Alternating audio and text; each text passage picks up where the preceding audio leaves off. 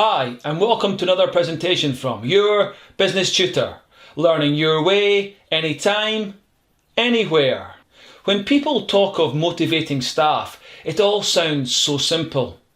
Pick a method, implement it across your organisation, and hey presto, everyone is inspired. However, as we will find out in this presentation on motivation theories, it is believed that motivating staff is vastly more complicated. So what are we going to learn in today's presentation? Well, we're going to find out about how motivation theories believe staff are inspired to work hard. During this presentation, we will look at two main theories. First, Abraham Maslow's hierarchy of needs, and secondly, Friedrich Hertzberg's dual factor theory. Although both these theories are well respected, it is important to acknowledge that other theories also exist. Nevertheless, as those other theories are beyond the scope of this presentation, let's first turn and ask, how does Maslow's hierarchy of needs suggest staff are motivated? Abraham Maslow suggested that people are motivated by 5 basic needs. These are physiological needs, safety needs, belonging and love needs, esteem needs, and self-actualization needs. As can be seen, Maslow put these needs into a hierarchy, with physiological needs at the bottom and self-actualization needs at the top. In short, what is claimed is that people are motivated in a strict order. First, by meeting their physiological needs, then their safety needs, then their belonging needs, until eventually they reach the top of the hierarchy. What is interesting about this is that it is suggested that higher needs cannot motivate until lower needs have been met. In other words, safety needs will only motivate an employee once their lower physiological needs have been met first. This, of course, is a crucial point, as it stresses the importance of identifying where on the hierarchy each employee is. If this is done accurately, a business will be able to use effective motivational methods that will actually have a positive influence on staff, rather than ones that will not. However, as important as it is to identify where on the hierarchy each employee is, it is essential to realise that this is not a one-off process. This is because employees can move up and down the hierarchy over time. For example, if an employee's physiological needs become fully met, they will move up the hierarchy to safety needs. What this means is that measures that were previously used to meet the employee's physiological needs would now be ineffective in meeting the employee's safety needs. This is a really crucial point, as it emphasises the importance of regularly identifying where each employee is on the hierarchy if you want to maintain their motivation. Of course, identifying where an employee is on the hierarchy is only half the story, as only if effective motivational measures are used to meet each need will staff actually work harder. It is therefore vital that managers know what methods can be used to meet each need. For example, physiological needs are all about meeting an employee's basic needs, such as having enough food, shelter, and warmth to survive. Put simply, a business can meet these needs by paying their employees a fair wage and ensuring the office or factory in which they work is protected from the weather and is warm. Safety needs, on the other hand, are all about ensuring employees feel safe in their workplace and that they have more than enough to get by day to day. What this means is that staff at this level are motivated through operating in a safe working environment where equipment and machinery is safe to use and is regularly maintained, but also by providing an employee with job security, such as a permanent contract, as well as fair and regular wage rises, so that they know they can comfortably maintain their standard of living.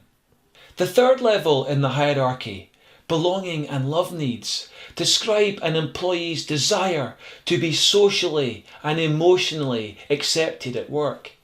In short, measures such as teamwork, supportive and approachable management, flexible working practices, as well as company policies which treat everyone fairly and are family friendly, would motivate staff at this point on the hierarchy. Self-esteem needs, on the other hand, refer to an employee's wish to be respected, valued and admired in the workplace. To meet this need and motivate staff, an organisation may provide training so that the employees can develop their skills, promotion opportunities so that staff can move up the career ladder, give an employee a job title and a large office that gives them additional status, ask an employee to act as a mentor for junior staff, as well as recognising and praising staff achievements and hard work. And finally, self-actualisation needs refer to an employee's desire for personal growth. In other words, to be more than you currently are, to become who you want to be. This need can be met by an organisation by promoting or moving an employee to a new post that allows that employee to make the most of their skills. It may also involve giving an employee the responsibility for solving a problem facing the organisation, or developing a new product, or even creating a strategy to take the business forward over the next few years. As you have probably already come to conclude, Maslow's theory does make a lot of sense. However, before pinning your flag to the mast, it is important to first challenge some of the assumptions made by Maslow. For example, it is argued in the theory that as long as a need has not been fulfilled, that it can motivate employees. In other words, an employee who has not had their physiological needs met would be motivated by a small 5p an hour increase in their hourly wage. Some people, however, argue that this would not be the case. Moreover, Maslow's theory ignores the concept of demotivation, the idea that staff may in fact put in less effort on purpose. Given the importance of these 2 points, it would seem appropriate to look at an alternative motivational theory that may address these issues. So let's now ask ourselves, how does Hertzberg's dual factor theory suggest staff are motivated? Unlike Maslow, Friedrich Hertzberg believed employees could be motivated but also demotivated. Interestingly, however, he did not see being motivated and being demotivated as opposites, and this concept is where his dual factor theory comes from. Instead, he saw the opposite of demotivation being neutral or no demotivation, and equally the opposite of motivation being neutral or no motivation.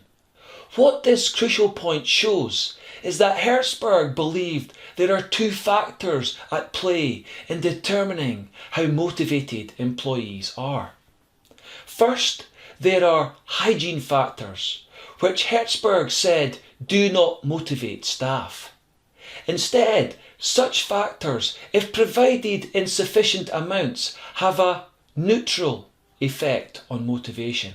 However, if these factors are not provided or are not provided in sufficient amounts, they will demotivate staff. Secondly, there are motivator factors, which if provided can motivate, but if missing have a neutral or no effect on motivation. However, and this is the twist in the tale, there is a connection between hygiene and motivator factors, in that motivators will only be effective in motivating employees if hygiene factors have been fulfilled. In other words, an employee cannot be motivated until hygiene factors have been met first. Given this, it is vital that an organisation identify what are hygiene factors and what are motivators.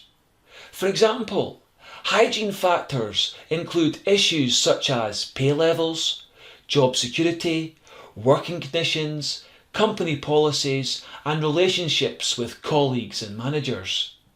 These factors, which generally relate to the first three layers of Maslow's hierarchy of needs, must meet employees' expectations before a business even attempts to motivate its staff. However, more than that, a business must continually monitor these issues, because if over time employees begin to feel they are being underpaid, working conditions have deteriorated, or company policy treats them unfairly, employees will become demotivated. If, however, hygiene factors are being met fully, an organisation can turn its attention to motivators.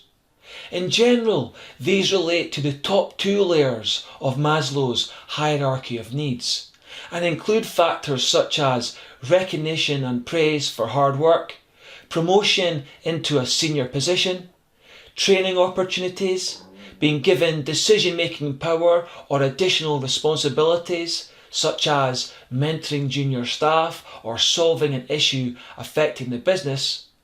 Alternatively, it may involve being in charge of developing a new product for the business or creating a strategy to take the organisation forward over the next few years. So what have we learnt in this presentation? Well, we've found out about motivation theories and how they believe staff are inspired to work hard. There is no doubt that both Maslow and Hertzberg provide appealing theories that describe how staff are motivated.